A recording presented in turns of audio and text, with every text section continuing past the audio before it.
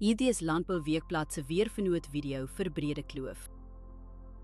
In kort, humiditeit bereik hoogtepunte teen 100%.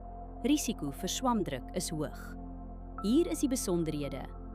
Sedert Januarie het ons 266 mm reën gehad, 149% meer as die 5-jaar gemiddelde.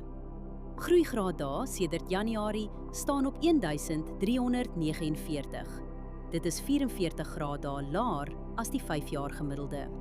Die laagste temperatuur wat voorspel word is 6,8 grade. Die hoogste is 19,2 grade. Die grootste dag tot nagwisseling is sowat 11 grade, matig en binne normale grense. 203 mm reën word die week verwag. Trekkertoegang en bespuiting raak moeilik totdat lande weer opdroog. Die ergste winddag is Maandag met ongeveer 22,4 km/h. Vermy spuit op daardie dag. Nog een dag die week raak ook 15 km/h of meer. Hou windsnelheid op die dag self dop voordat jy spuit, asook windrigting, windvlae, temperatuur, humiditeit en delta T. Verdamping is die hele week onder 2 mm. Oorbesproeiing in die soort toestande hou risiko in vir wortelsiektes.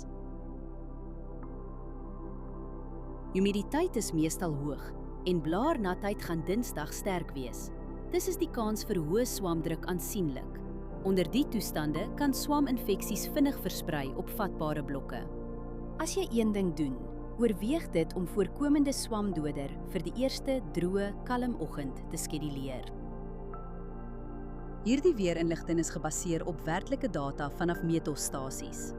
Die data word deur TerraClim skoongemaak en geverifieer.